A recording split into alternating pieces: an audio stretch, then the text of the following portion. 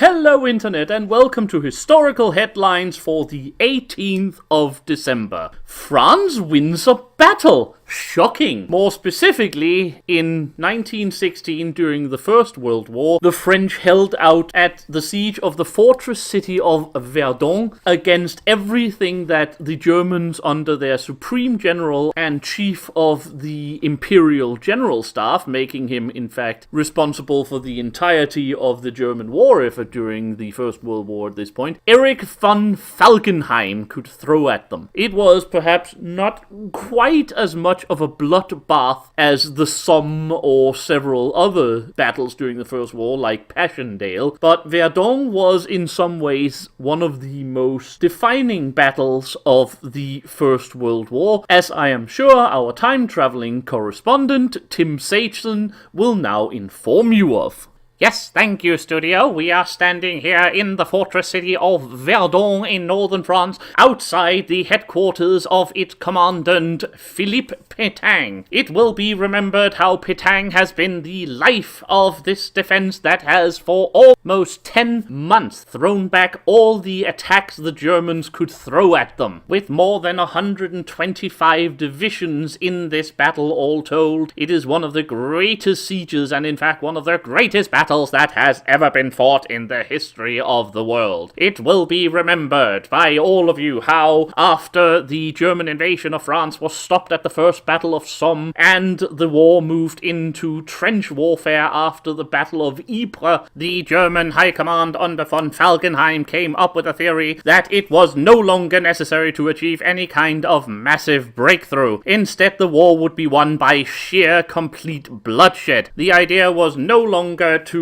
defeat the French in attacks of maneuver, but simply luring them into a massive battle that would cause such casualties that the French would eventually be knocked out of the war simply because they were running out of possible manpower. And so they planned to convene on Verdun, hopefully take the city, bring in all of the French reserves, and then smash them to bits until such a time as the German numerical superiority purely and simply outlasted the French in a hurricane of blood and steel from machine gun nests and heavy artillery bombardments. Never before has such a plan been considered, to simply destroy your opponent by throwing your own men at them until only a few stand up, but hopefully those would be yours. But such was the plan that Erich von Falkenhayn put forward in order to secure victory in this war for Kaiser Bill. But while this plan seemed to have been good in theory, it has of course just led to another soul-sucking mass orgy of death, blood, and destruction as the Germans flung themselves nearly bodily at the defenses of Verdun, held so strong by the French army, supported on the various flanks by whatever forces Marshal Joffre could throw into the French defense lines. And now, 10 months after it has begun, Falkenhayn has moved the German troops back, surrendering whatever area they had previously taken and giving victory to the French. I am standing here with Phillipe Petain himself, the commander of the city during this siege. And General Petain, what do you think this means for the further development of this particular great war?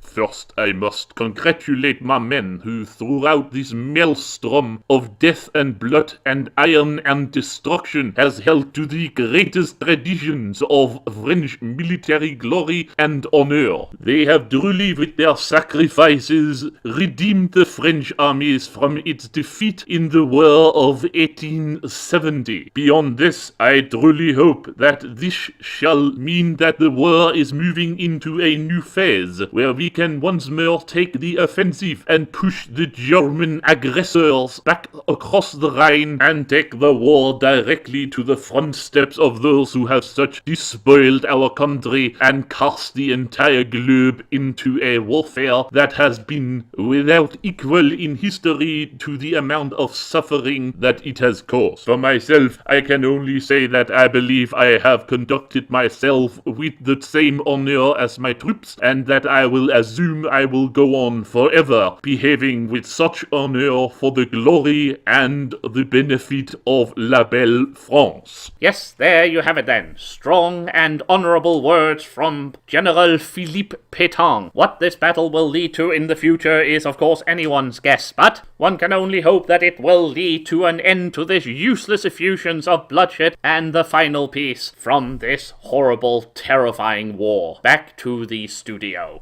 Thank you, Mr. Sateson. I really wish you would put on some clothes, but reporters will be reporters. However, despite the, of course, slightly ironic words in his interview with my version of Phillipe Petain there, considering what happened during the Second World War, there is little doubt that the defense of Verdun that he led was one of the most inspired moments of military history. It bears comparison to many of the great sieges throughout history, and there is very little doubt that the French, ably commanded by General Petain and displaying an willingness to fight, an ability to fight, and an courage that has, of course, despite their reputations as cheese-eating surrender monkeys, always been the finest tradition of the various French forces put into the field, created the turning point of the First World War. The Germans had up until then either advanced or at least held the Entente counterattack with some ease, while also making strong headways